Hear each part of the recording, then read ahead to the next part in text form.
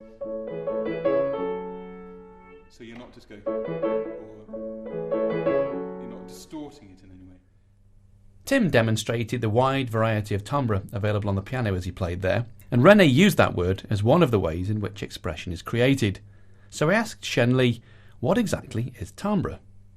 Timbre is like different sound colors, like yours voice is different with my voice. That's because we have different timbres.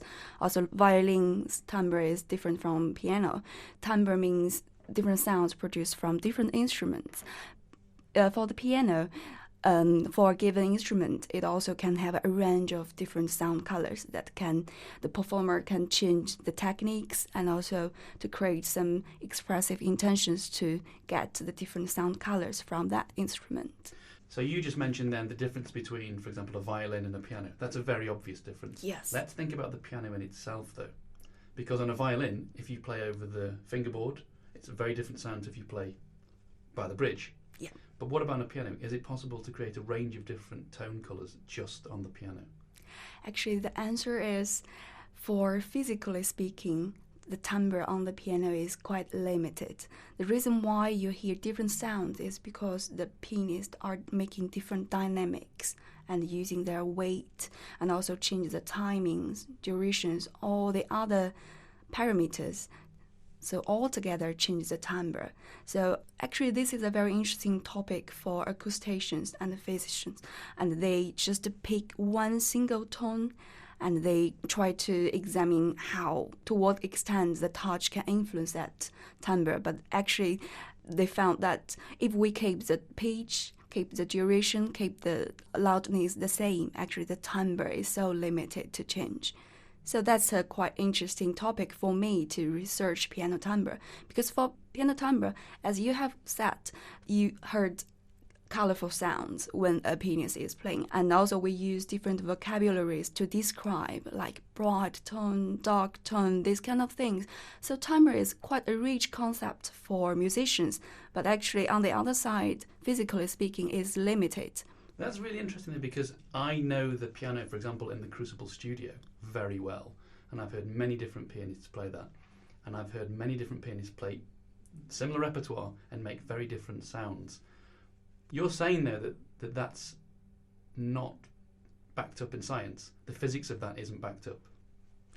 Yeah, actually, if we say physically, if we say scientifically, we have to control every parameter. But if we were to say, for example, put it to a waveform and look at it as if it was a wave, yeah, you're saying that that's not possible. Yeah, it is not possible because it actually changes other things. So it's not only timbre, but also what makes timbre a splendid thing is also timbre is not a single, it's not like pitch, high, low. It is influenced by dynamics, it is influenced by pitch. So it is a very multi-dimensional thing for both pianists and also for acousticians.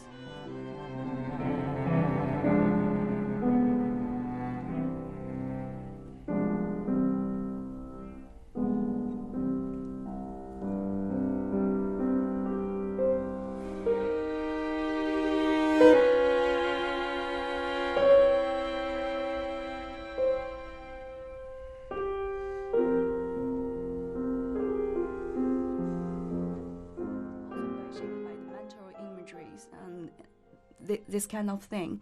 So that brings us to an interesting between, for example, listening to a recording then and watching a pianist live. Because obviously when you watch a pianist live, we have the whole issue of the performance of that musician. So how they are physically. Are they a performer that doesn't move very much? Are they a performer that, the only thing that moves is their fingers and their hands? Or have we got a performer which is incredibly physical, gestural, lots of physical movement in the upper body? Does that impact on what we hear? Yes, definitely.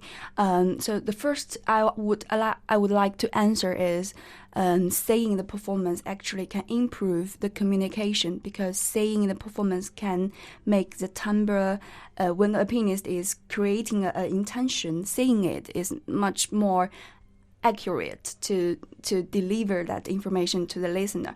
But actually there is another dangerous to say hearing it is lose a lot of information. I wouldn't say that, because just hearing it without saying it, the listeners can create a rich imagination of how the sound is performed. But the argument I would like to make is actually the sound is not, timbre is not only a sound, actually it is related to how we move it. So sound and movement are linked.